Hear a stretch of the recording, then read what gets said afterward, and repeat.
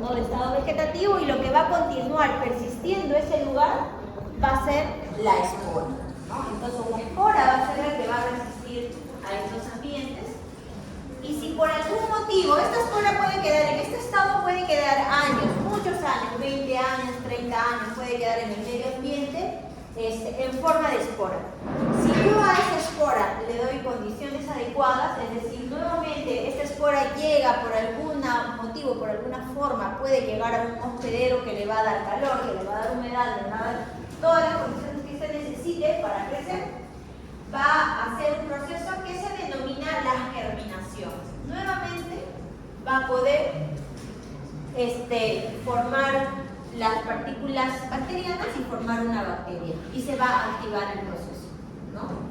Y el proceso de germinación, a diferencia de estar en espora por muchos años, es un proceso sumamente rápido, que lleva segundos. La germinación es un proceso rápido de 3 pasos y dura solo segundos. Entonces a este proceso se le denomina esporulación, ¿ya? Como el día de hoy estamos viendo, por ejemplo, bacterias aeróbicas, ¿verdad? La presencia de oxígeno la va a mantener en un estado vegetativo, un estado activo, ¿no? Si yo le retiro ese oxígeno, esta bacteria va a comenzar a producir esporas, ¿ya? ¿Por qué les cuento esto? Porque la siguiente semana que veamos anaeróbico va a pasar al revés, ¿no? Cuando esté en anaerobiosis, crece muy bonito, todo bien, y cuando le someto oxígeno, va a formar sus esporas, ¿no? Entonces por ahí va a tener otros mecanismos de patogenicidad. Ya, entonces el día de hoy decíamos, vamos a enfocarnos básicamente al género Bacillus, ¿ya? Algunas características de este género, bueno, este género, como sabemos, son bacilos gram positivos, esporuladores, forman esporas, son bastante ubicuos, los vamos a encontrar en diferentes partes de la naturaleza, ¿verdad? En cuanto a la movilidad, algunas especies del género pueden ser móviles y algunas también hay, de hecho, algunas especies que son inmóviles, ¿no? Y algunas especies también se les da usos industriales, ¿no? Se suelen usar algunas especies de bacilos, por ejemplo, para la síntesis de antibióticos. El Bacillus cereus se usa para la síntesis de antibióticos. Y hay algunas otras especies como el Bacillus subtilis que se usa, por ejemplo, para la síntesis de vitaminas, ¿no? La vitamina 12, por ejemplo, que se vende de forma comercial, se sintetiza a partir de Bacillus subtilis.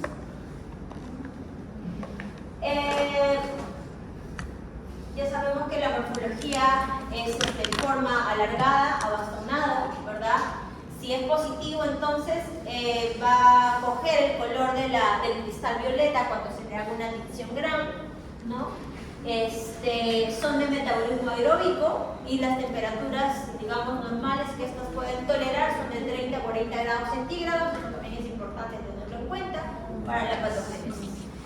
Y en cuanto a la movilidad, le decía, hay especies del género Bacillus que son inmóviles y hay otras, ¿no?, que pueden ser móviles también, ¿no?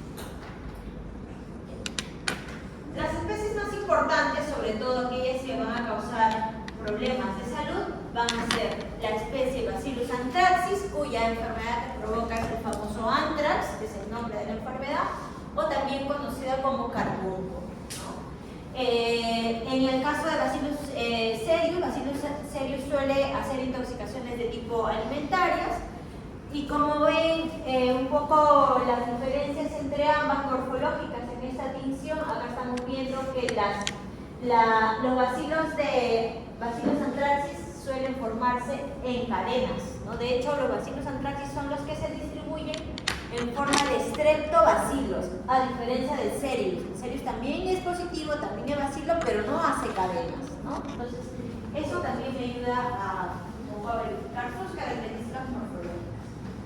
Ahora, esta tinción que estamos viendo acá, no solamente, ¿qué otra cosa miran aparte de las bacterias? Células. ¿Qué tipo de células son? Hay linfocitos, hay neutrófilos, ¿verdad? Entre otros. Este tipo de tinción es básicamente una tinción directa, se puede hacer por improntas, es decir, a partir de un órgano contaminado yo cojo mi lámina, hago la impronta y paso a hacerle la tinción grande, ¿no? O mediante un hisopado, ¿verdad?, de sangre o de la muestra, de cualquier parte, hago el hisopado, hago el extendido directamente en la lámina, lo fijo y paso a hacer mi tinción grande, ¿no? Esa es la tinción directa. Y en el caso de este bacillus no es tinción directa, ¿no? Esto lo más probable es que lo hayan sacado de algún cultivo, de algún aislado, por eso se ve solo los bacillus, ¿no?, sin la presencia de ningún tipo de resto o de tinción celular.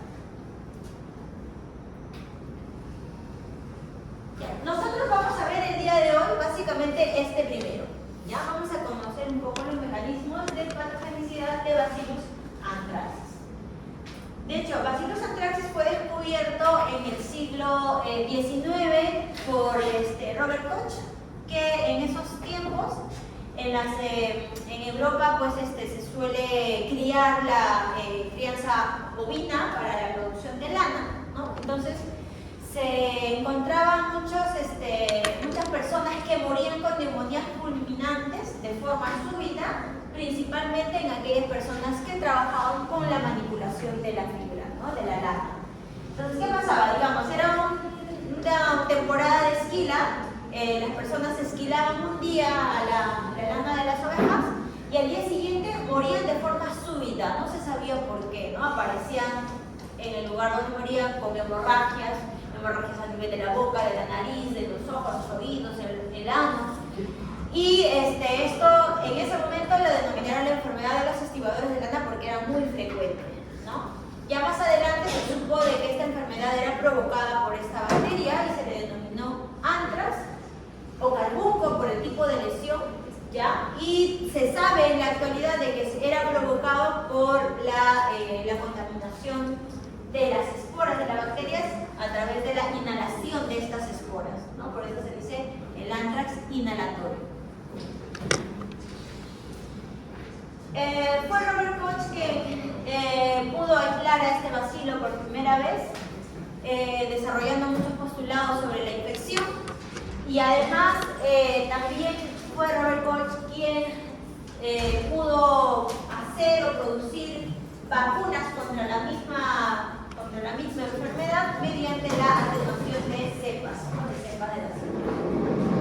Entonces, de hecho, existen vacunas desde esas épocas para el control de esta enfermedad. Sin embargo, todavía la enfermedad sigue frecuente entre nosotros, ¿no? Seguimos siendo todavía un lugar endémico de Bacillus anthracis. ¿Qué más sabemos sobre Bacillus anthracis? Bacillus anthracis son formadores de esporas, pero principalmente de esporas centrales, ¿ya? Por eso veíamos al inicio, ¿no?, la imagen de la espora en el medio del bacilo. Y además estas esporas van a ser esporas no deformantes. Como han visto, el bacilo es tan grande que la espora que se forma en el interior no va, digamos, modificar la morfología del bacilo, ¿no? Puede llegar a medir de 1 a 1.2 micrómetros de ancho, ¿no?, y de largo hasta 5 micrómetros de largo. Son bacilos bastante grandes. Tanto Bacillus anthracis como Bacillus cereus son de la misma familia, de hecho son del mismo género.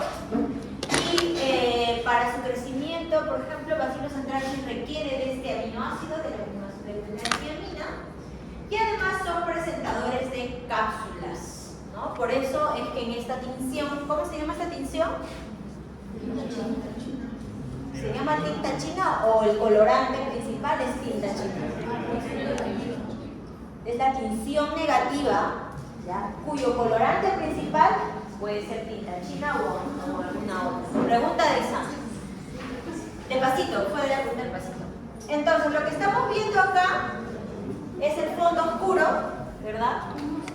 Y esto que refleja esta forma refringente viene a ser por la cápsula que presenta, ¿no? Ahora, cuando veíamos generalidades de bacterias, habíamos dicho que la cápsula estaba formada por polisacáridos, ¿no? De hecho, todas las bacterias que forman cápsulas están formadas por polisacáridos. Pero en el caso de Bacillus anthracis, esta cápsula está formada por este otro material que se llama el ácido polideglutámico. De hecho, es la única bacteria cuya cápsula está compuesta por este ácido polideglutámico, ¿ya? El resto de bacterias está compuesto por los otros tipos de polisacáridos que conforman una cápsula. Bacillus anthracis, a diferencia de Bacillus cereus, es una bacteria que no presenta movilidad.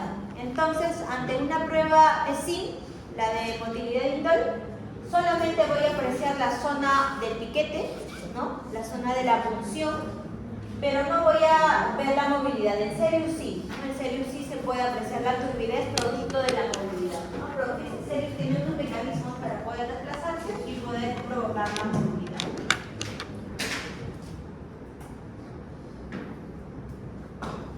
Es un organismo aeróbico, formador de membran central, justo lo que les comentaba hace un momento, y además suele también, cuando se hacen cultivos en agares, suele tener, las colonias de esta bacteria suelen tener una morfología muy particular.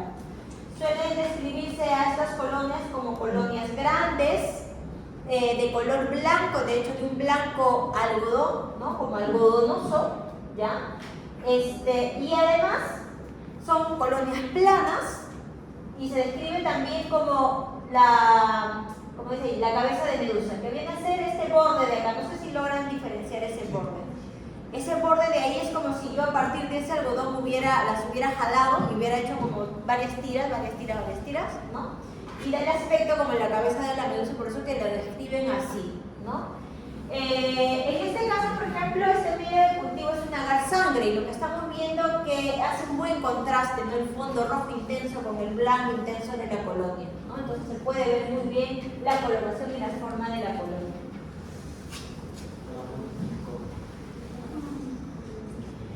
Ahora, pero dependiendo de la cepa también esa morfología puede cambiar. Las cepas que son así muy rugosas como las que hacen cabeza de medusa son cepas muy virulentas, son las cepas más peligrosas, ¿ya?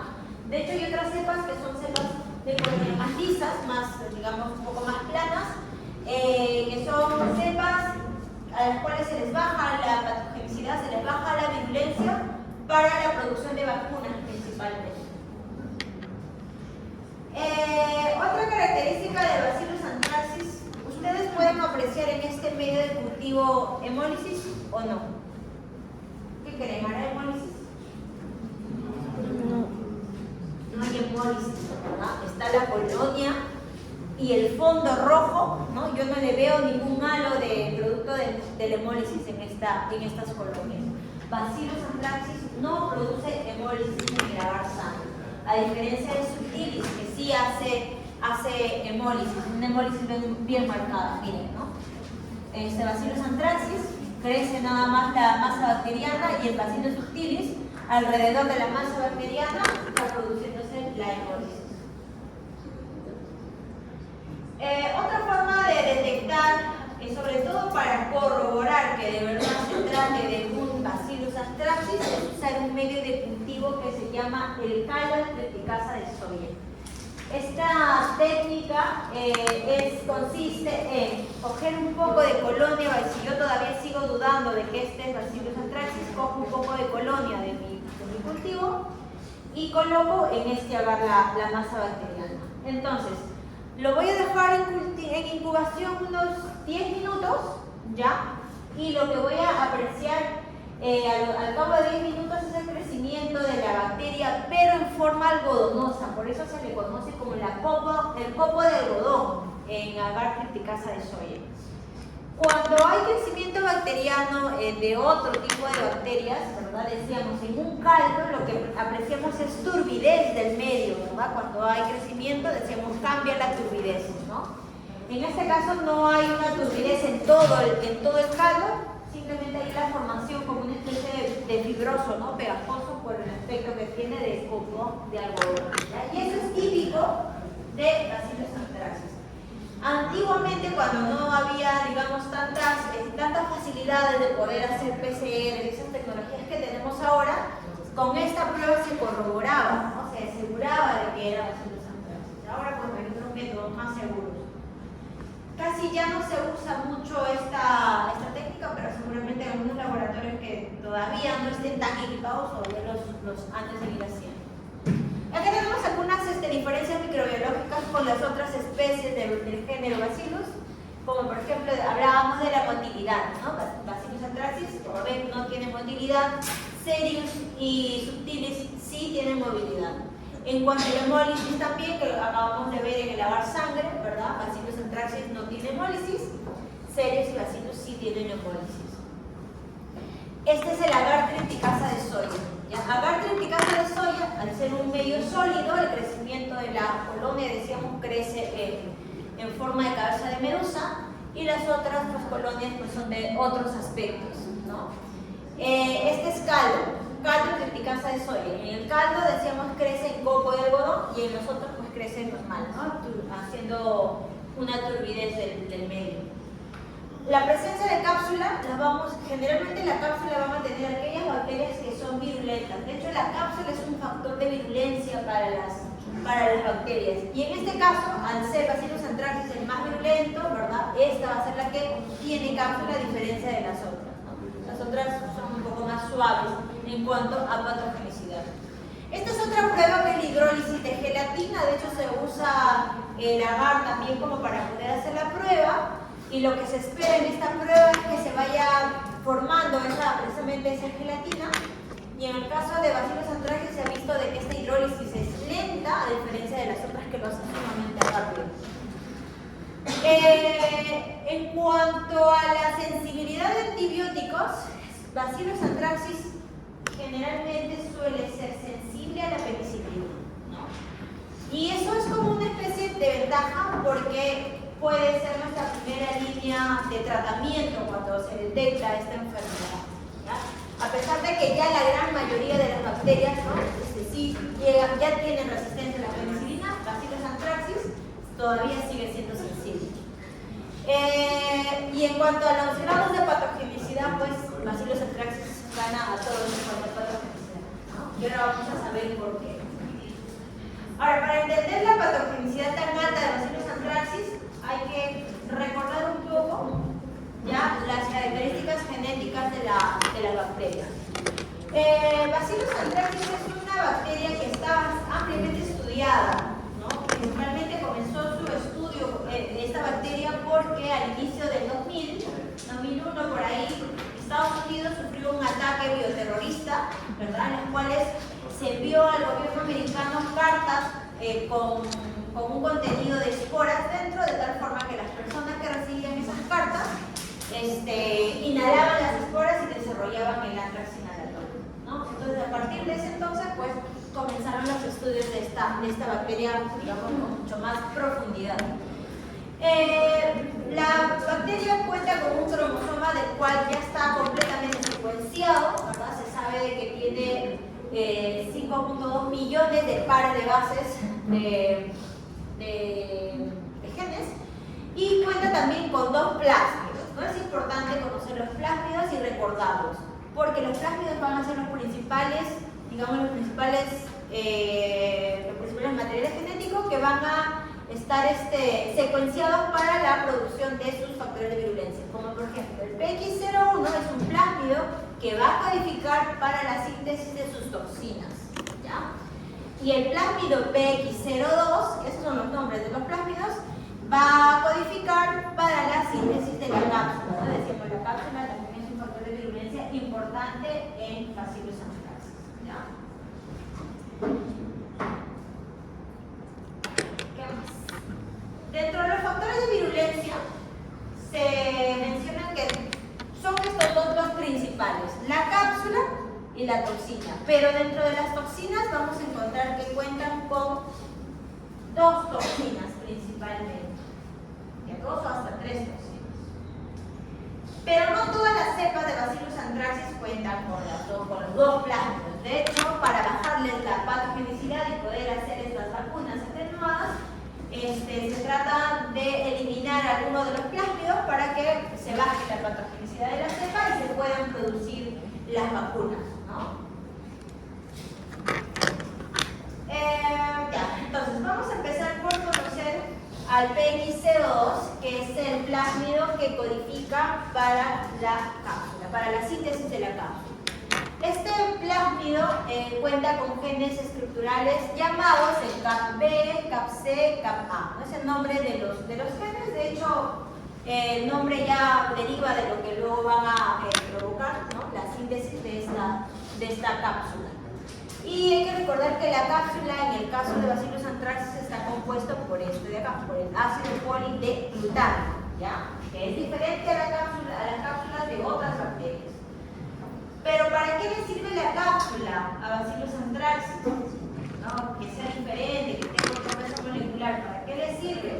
Principalmente la cápsula de Bacillus anthracis le va a servir para elevación de los mecanismos de inmunidad del huésped, ¿no? Para defenderse de la fagocitosis, básicamente. Y otra función que tiene esta cápsula es también va a evitar que la sangre se coagule. Por eso que cuando hay casos de anthrax, ¿verdad? Lo primero que se observa en el paciente es estas hemorragias profusas, ¿no? Y luego también van a ser responsables de reacciones inflamatorias y a la vez necróticas. Con esto apoyando aún más a las toxinas que también tienen esa función. Esto con respecto entonces a la función de la cápsula en la patogenicidad, ¿ya? Que está sintetizada por el plásmido PX02. El otro plásmido lo estamos haciendo como al revés porque este es un poquito más largo, ¿ya? El PX01 es el plásmido que codifica las toxinas. ¿Cómo codifica las toxinas? Este PX01 lo primero que hace es sintetizar proteínas, 3 tipos de proteínas.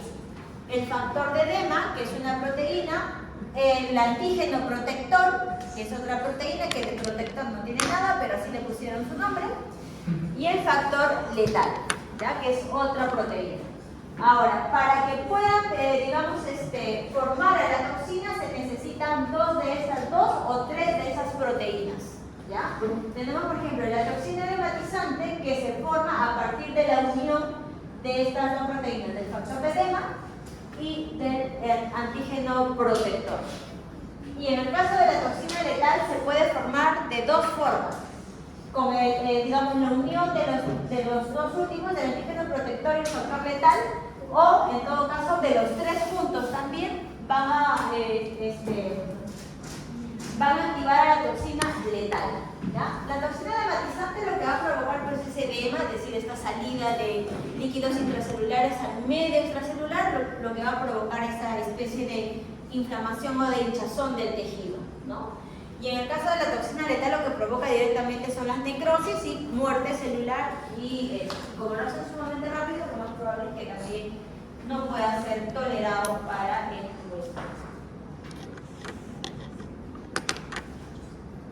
Y ahora, otra forma de bajar la patogenicidad de las cepas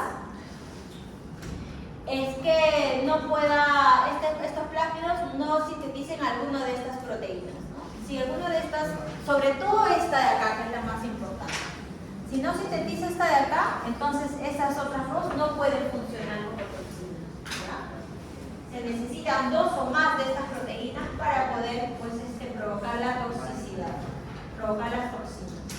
Ahora, ¿cómo funcionan estas toxinas? ¿Cómo así hacen o provocan el edema o la muerte celular? Para eso hay que recordar al antígeno protector. Acá dice, el antígeno protector tiene un peso molecular de 83 kilodaltons, ¿ya?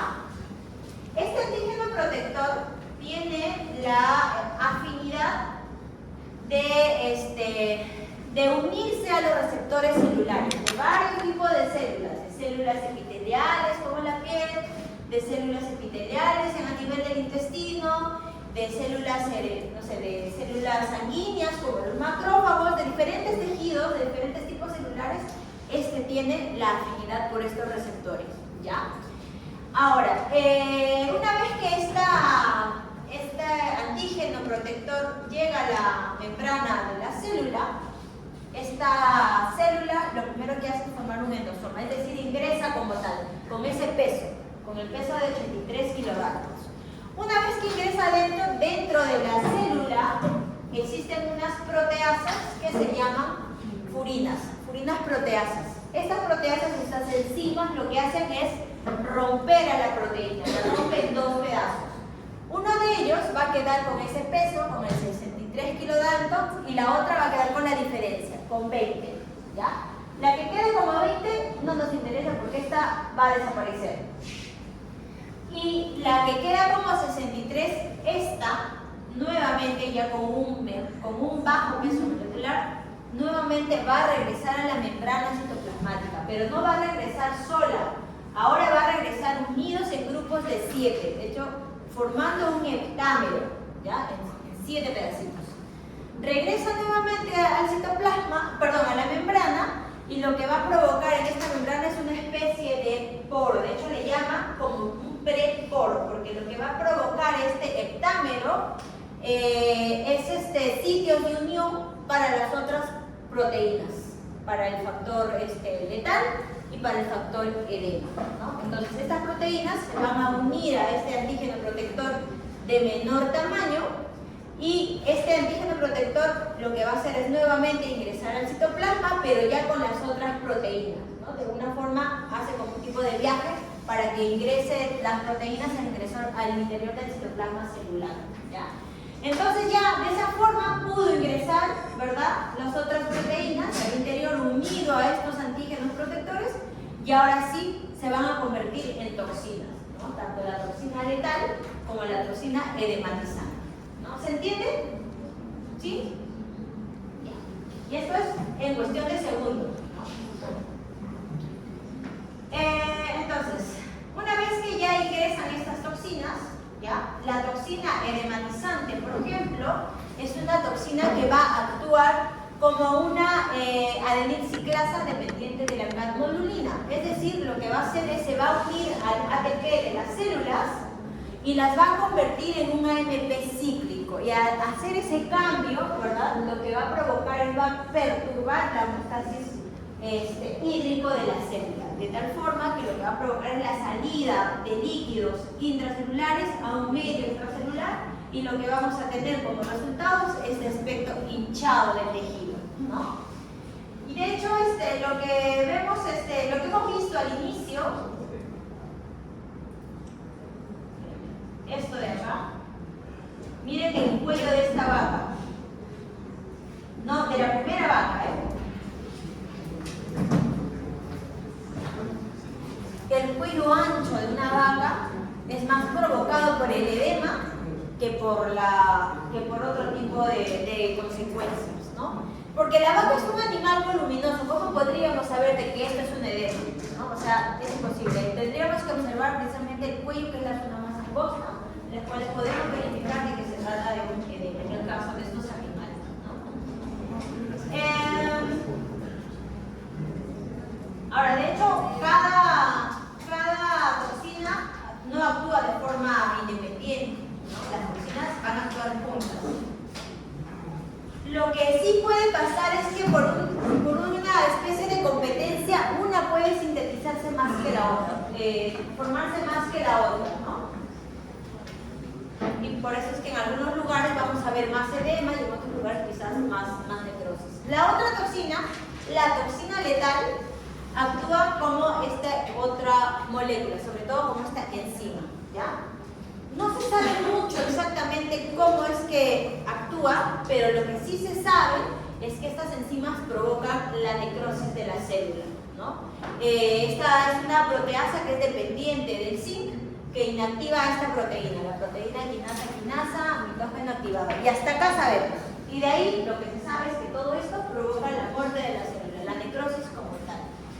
Otra cosa que sabemos de esta toxina es que esta toxina también va a estimular a los macrófagos a liberar ciertos factores de inflamación, como el factor tumoral alfa y las interleuquinas 1 beta, que son factores de inflamación, y estas las va a estimular de tal forma que toda esa lesión se va a extravasar. Imagínense, ya va a haber necrosis, ya va a haber inflamación y un edema, y todo esto pues se convierte en algo tan rápido de enfermar y hasta de matar al huésped. Es por eso que las enfermedades provocadas por esta bacteria o bueno, la consecuencia más que nada se denomina muerte súbita, porque es muy rápido todo esto lo que sucede, de un día para otro y el paciente ya está muerto. Ahora, pero no todo es fatal. Ahora vamos a conocer otras formas también de presentación de ántrax. De hecho, como les digo, este patógeno está bastante estudiado. No se conoce la forma infectiva, la dosis infectiva de Bacillus anthracis en humanos por ninguna de las vías, ¿ya? Pero sí se tienen datos en primates porque de hecho los estudios que se hicieron fueron en primates, ¿no? Sobre todo para conocer la dosis infectiva en cuanto a las esporas ingresadas por vía inhalatoria, porque fue precisamente por esta vía que se produjo pues, el bioterrorismo en Estados Unidos. Y bueno, en cuanto a la virulencia, ya sabemos que son dos factores los que van a hacerse cargo de la virulencia de este patógeno. Anthrax es una enfermedad que está distribuida a nivel mundial, ¿ya? De hecho, Anthrax existe en zonas de Sudamérica, en zonas de Europa y ciertas zonas de África, ¿ya? De hecho, como ven ahí, este es un mapa epidemiológico, y lo que estamos viendo en este mapa epidemiológico es que las zonas hiperendémicas, es las que tienen el mayor número de casos, son las que están pintadas de rojo, ¿ya? Las zonas endémicas son las que tienen menos número de casos y así, ¿no? Esporádicamente las de amarillo y las que son libres o desconocidos, como en ciertas áreas, pues son las que están en tonos verdes, ¿ya? Entonces, si se dan cuenta, nuestro país es considerado una zona hiperendémica de Anthrax, es decir, siempre hay casos de Anthrax y somos de los que más casos hace o tiene en Sudamérica. Dependiendo del número de casos también, este es otro mapa epidemiológico en el cual estamos viendo la distribución dependiendo del número de casos, ¿no? Profesora, una consulta. ¿Es tipo de bueno, el anthrax es zoonótico? Claro, el anthrax es zoonótico. Ya. Nosotros estamos en este color. Entonces, los casos detectados del 2005 al 2016 han estado entre 51 a 200 casos. Nosotros estamos dentro de esos datos, ¿no? Y ahora, si ustedes se dan cuenta también, las zonas donde ha habido la presentación de estos casos han sido al sur del Perú, al norte, ¿verdad? Un poco la selva, ceja de selva, y principalmente la zona central de la costa. ¿Dónde estamos nosotros? Tenemos de cuando en cuando casos de Anthrax en la zona de Lima, sobre todo en Lima Norte, la zona de Guaral, esa zona tiene casos de Anthrax. Zona norte, ¿no? Miren, este es otro mapa, ya más bien enfocado en nuestro país, en las cuales este fue un estudio retrospectivo, en las cuales se contabilizó los casos de 2015 a 2019, ¿no? Y los casos en esos años han sido encontrados básicamente en el norte de nuestro país. Y la publicación ha sido en el 2022, por eso sale la... Profesora, una consulta, pero ¿hay vacunas para...? Ya, ahora,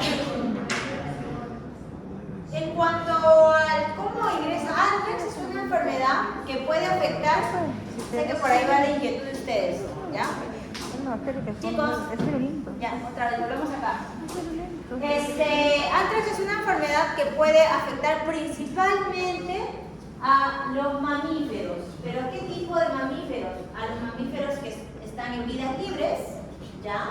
A los mamíferos que son criados en producciones extensivas, y los que hacen el manejo directamente de estos animales también pueden desarrollar esta enfermedad, ¿no? Y es por eso que es zoonótico, ¿no? Ahora, el contagio no es un contagio directo, es decir, un animal no se contagia uno al otro necesariamente, ¿no? Puede pasar, pero es muy difícil. Generalmente el contagio es porque estos animales están en contacto directo con las esporas que pueden estar presentes en estos sitios, en esos lugares, ¿no? Porque decíamos, ¿qué es lo que va a tolerar toda la inclemencia del clima?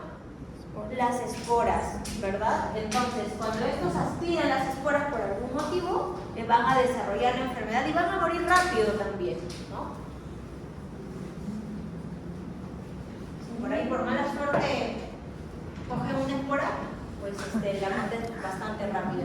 Ahora, pero también hay vectores que son mecánicos, como por ejemplo los insectos son vectores mecánicos, es decir, de un trozo de un animal contaminado, muerto, puede llevar esporas de sangre contaminada a otro animal, ¿no?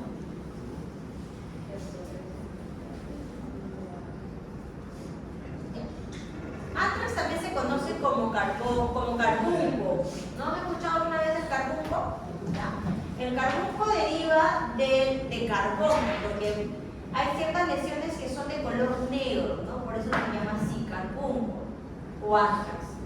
La enfermedad es principalmente causada por la espora, ¿no? La que va a desarrollar la forma vegetativa. ¿Quiénes son los que se enferman principalmente? Los herbívoros, ¿no? Sobre todo aquellos que son de crianzas extensivas. ¿Dónde vamos a ubicar principalmente a este patógeno, a esta espora? En lugares que son considerados endémicos, es decir, donde alguna vez vamos a encontrar un caso de anthrax, lo más probable que con el tiempo nuevamente se pueda reactivar los casos en ese lugar, porque precisamente son las esporas que pueden en algún momento salir de alguna manera y reactivarse la enfermedad. De hecho, lo que sucede en nuestro país, ¿no? Cuando se detecta casos de anthrax, se bloquea el lugar, se crema a los animales y se entierra a los animales en ese lugar, no se traslada a otros lados. Y se deja descansar el sitio por mucho tiempo, ¿ya?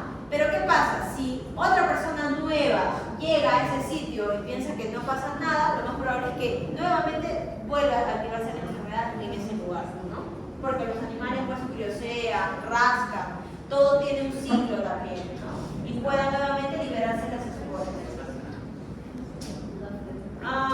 Sobre todo vamos a encontrar estas esporas en lugares donde los sitios son ricos en materia orgánica, ¿no? Y además donde los climas pues son bastante drásticos, ¿no? Porque hay que recordar que las esporas se van a formar precisamente por las inclemencias del clima. Ahora, Bacillus anthracis puede ingresar por tres formas al cuerpo. Puede ingresar por vía cutánea. De hecho, hay una forma que se llama anthrax cutáneo. Puede ingresar por vía oral, ¿ya? Y provocar enfermedades gastrointestinales. Y puede también entrar por vía inhalatoria, por respiración. Puede entrar por tres vías, básicamente. Y decíamos que gracias al antígeno protector, esta bacteria tiene la afinidad de unirse a cualquier tipo de célula, ¿no? Cualquier tipo de órgano puede estar expenso a que ésta le puede provocar daño, le puede provocar necrosis o edema.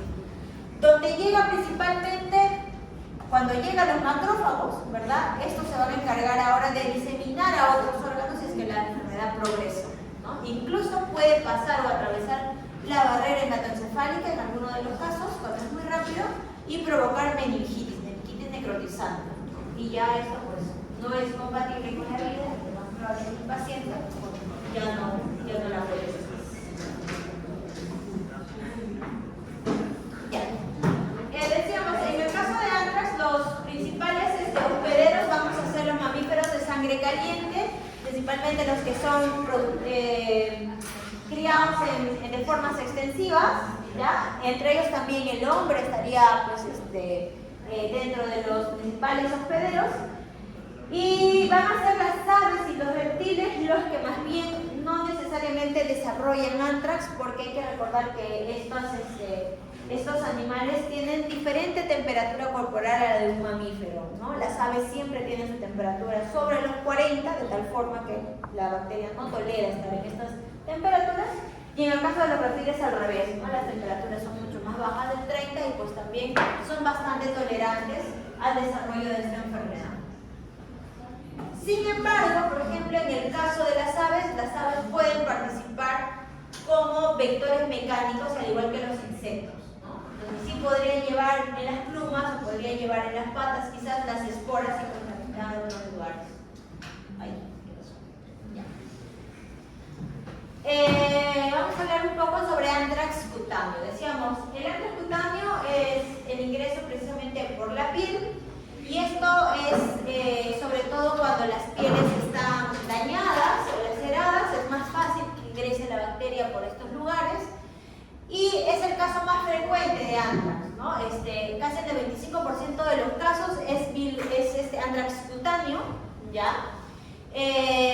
También se puede dar por diseminación a través de los insectos, por los vectores mecánicos, y lo que vamos a apreciar una vez que se desarrolla la enfermedad a nivel de la piel son unas úlceras en estas áreas contaminadas, ¿no?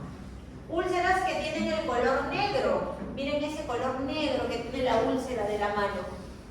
Y es por eso que también le llaman anthrax, ¿no? Por ese color, ese aspecto de carbón. Ahora, otra característica de las lesiones de anthrax cutáneo es que la lesión, la úlcera de color negro, no necesariamente va acompañado de un área inflamado alrededor, y tampoco hay dolor alrededor, ¿no? Entonces es medio como controversial, porque sabemos que en esa zona se está necrosando, pero alrededor de no hay una inflamación, o sea, no hay una zona roja o inflamada, ¿no? Que le esté provocando dolor al paciente o le llame la atención. Lo que le llama la atención al paciente es más bien el color que tiene, el aspecto que tiene esa lesión, ¿no? De aspecto negro, pues cualquiera se preocupa. Entonces, esta es caso de anthrax cutáneo. Lo que sí es que es posible tratamiento contra esta forma, ¿ya? De hecho, sin tratamiento los casos fatales, es decir, pueden ser hasta el 20% de personas que no han sido tratadas, no necesariamente van a poder tolerarlas, ¿ya?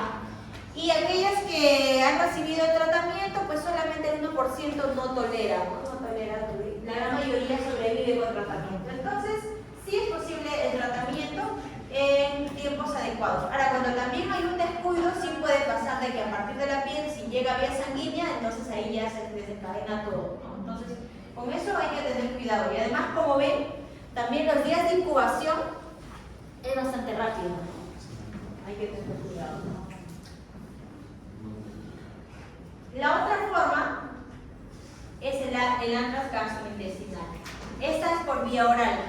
En el caso de los humanos, por ejemplo, se ha visto que se desarrolla mediante el consumo de carnes contaminadas directamente por un animal que ha muerto por anthrax, porque a veces el señor no sabe, ¿verdad? El productor no sabe que su animal ha muerto por anthrax y lo que hace es comérselo porque no lo quiere perder, ¿verdad? Y hubo también otra forma que se ha visto es que hayan participado vectores mecánicos, ¿no? Que ha estado por ahí en una zona cercana, ha trasladado en las alas o en las patas a estas esporas y ha contaminado su comida, ¿no? Y se desarrolla el anthrax gastrointestinal. El periodo de incubación de esta forma es alrededor de los 5 días. Lo que va a provocar en primera instancia son toda esta sintomatología gastrointestinal de náuseas, vómitos, fiebre, un dolor abdominal bastante intenso por las hemorragias que se van a producir a nivel del intestino, y la diarrea sanguinolenta, pero una diarrea sanguinolenta de sangre viva, ¿no? Porque es básicamente todo el tracto gastrointestinal, principalmente los intestinos, lo que se va a ver lastimado. Y a la necropsia también se puede ver todo el contenido gastrointestinal de color negro, necrosado, y además con grandes cantidades de sangre no coagulada, ¿no? No se ve, no hay imágenes de humanos necesariamente con este tipo de lesión, porque en humanos casi no se hacen necropias, ¿no? Donde se ven estos casos es en animales. No tengo una imagen como tal porque lo vamos a ver cuando hagamos Clostridium, ¿ya? Porque se confunde o a veces van de la mano, ¿no? Anthrax con Clostridium y pueden desencadenar también episodios gastrointestinales. El antrax inhalatorio, ya de esta forma, es una forma que se puede dar entre 1 a 7 días, es bastante variable, y se han visto casos, cuando sobre todo las dosis son bajas, hasta 42 días. ¿Preguntas, chicos?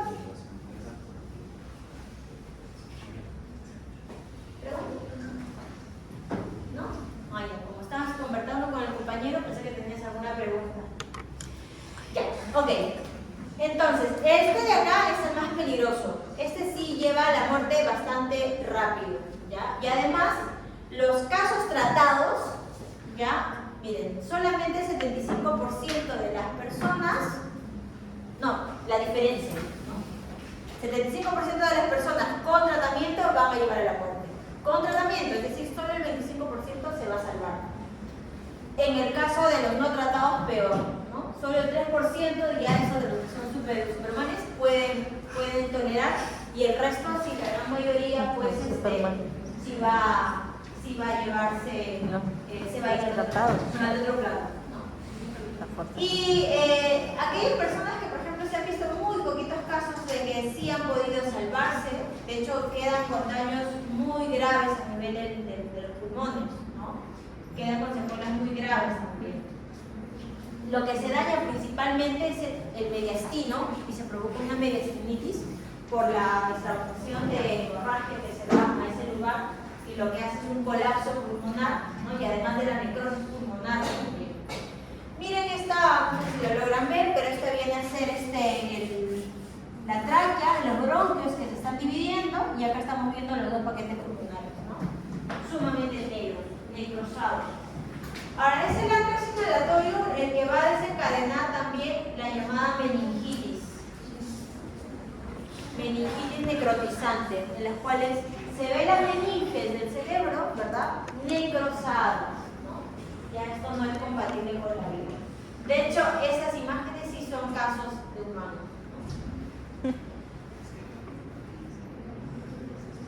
¿no? ¿Por qué se asustan? No tenemos acá, no se preocupen. Además hay tratamiento, entonces tranquilo, ¿qué va a pasar? Pero no dice que con tratamiento solo el 27. Tendría que ser un superhumano para salir de eso. Ok, en cuanto al diagnóstico, ya se pueden hacer de diferentes formas, ¿no? De hecho, ahora ya hay métodos mucho más rápidos para hacer el diagnóstico, con ELISAs o con PCRs, que son bastante rápidos.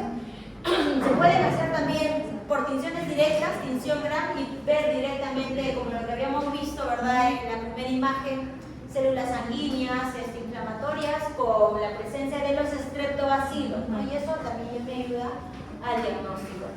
Pero si queremos hacer cultivos, ¿no? Desde el punto de vista microbiológico, pues se hacen los cultivos en condiciones de aerobiosis, generalmente, ya por 24 horas y a 37 grados centígrados.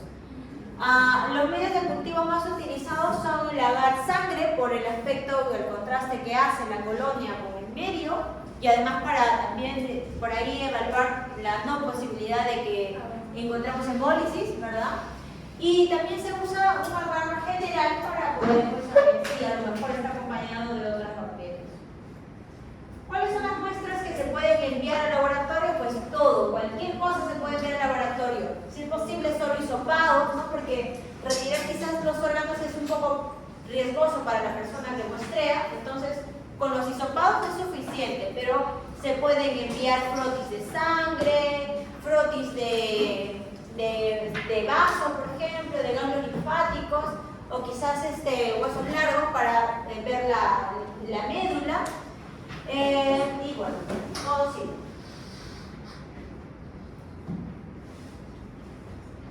En cuanto al tratamiento, decíamos, cuando hay casos de sospecha, solo de sospecha, no es necesario que encontremos un caso ya como tal desarrollado, pero si hay sospecha de que en un área hay la presencia de este bacilo, todas las personas, animales involucrados de esa área reciben un tratamiento tratamiento con antibióticos. La primera línea de antibióticos para el tratamiento va a ser la penicilina. Ahora, el tratamiento en este caso no solamente va a ser contra la enfermedad, sino también de forma preventiva. Si por ahí todavía no has desarrollado, de forma preventiva yo ya te voy poniendo antibióticos. Es en el único caso donde los antibióticos se usan de forma preventiva, porque generalmente sabemos que los antibióticos tienen que ser usados para tratamientos identificados como tal, ¿no? Pero en Bacillus anthracis no te puedes tomar ese riesgo, ¿no? Entonces, de frente mejor su bomba de antibióticos si es que existe la sospecha. Y vas a recibir tu dosis hasta que se demuestre lo contrario, ¿no? De hecho, esas dosis son dosis en humanos. En el caso de animales, generalmente cuando se detecten animales, a los animales se les sacrifica, ¿ya? Y lo que se hace con los animales es enterrarlos, primeramente cremarlos, los creman y los entierran, ¿no? ¿Qué se busca con la cremación? De que las esporas puedan eliminarse mediante el calor. Hay que recordar que las esporas pueden morir por un calor bastante alto y por presión, ¿no? Que se hace con los métodos de esterilización. Entonces, se trata de buscar eso para bajar la carga de las esporas y luego se entierra a estos animales, se le pone cal y luego se queda dormido el sitio, ¿no? Se evita de que esos sitios sean habitados. Otra cosa que hay que hacer nosotros como veterinarios es que si tenemos alguna sospecha, lo primero que tenemos que hacer es dar aviso, ¿no? Dar aviso al Ministerio de Salud, dar aviso al SENASA para que ellos también tomen las medidas respectivas del área. ¿Qué más se hace? Una vez que, digamos, un área se vuelve endémico, las personas y animales involucrados en esa área reciben vacunación también contra esta enfermedad, ¿ya? Y tenemos dos tipos de vacunas. La vacuna que es la vacuna de cepa atenuada, esa vacuna que es a partir de una bacteria viva pero atenuada, ¿ya? Se usa generalmente en los animales, ¿ya? Las vacunas que son atenuadas de cepas vivas son vacunas muy buenas, en realidad funcionan muy bien porque hacen que el sistema inmune reaccione muy bien ante la producción de anticuerpos específicos, ¿ya? El gran problema de estas vacunas es que si yo le pongo una vacuna atenuada a algún animal o persona que tenga el sistema inmune bajo, le puedo provocar más bien la enfermedad. Otro problema es que el manejo de la vacuna como tal es bastante sensible a los cambios de temperatura, por ejemplo. Recuerden que es una bacteria que forma esporas. Generalmente la vacuna está, digamos, en refrigeración, ¿no? Si yo por algún motivo lo saco de su refrigeración por mucho tiempo, lo más probable es que la bacteria comience a desarrollar sus esporas y eso puede ser peligroso. Entonces, el manejo de la vacuna tiene que ser bastante controlada. La de cepa atenuada. Es por eso que se suele usar sobre todo todavía en animales, ¿no? Ahora, los humanos, que de hecho son a los que más protegemos, se han desarrollado otro tipo de vacunas, que es la vacuna filtrada acelular, es decir, sin la presencia de la célula, a partir de cepas atenuadas, en las cuales lo que se obtiene de esas cepas atenuadas viene a ser el antígeno protector. Se trata de aislar este antígeno protector, que es precisamente el que habíamos visto que participa en la patogenicidad. ¿Por qué? Porque este recibe el nombre de antígeno porque va a ser esta molécula la que va a activar el sistema inmune para el desarrollo de los anticuerpos, ¿no? Por eso recibe el nombre de antígeno protector, que tan protector no es, pero bueno, a partir de esta se desarrollan este tipo de vacunas para las personas. ¿Quiénes tienen que recibir las vacunas? Las vacunas las recibimos todas las personas involucradas en un área endémico, personas y animales. Las personas que trabajamos en los laboratorios de diagnóstico también tienen que ser vacunadas contra Bacillus anthracis. Las personas que trabajan con el manejo de animales en producción extensiva, por ejemplo, aquellos que manejan las pieles, las lanas, ¿verdad? Que están altamente expuestos a las esporas. O acá decimos todas las personas involucradas del área endémico, las personas en el servicio militar que muchas veces rondan en estos lugares también tienen que recibir estas vacunas y sobre todo por el riesgo del bioterrorismo.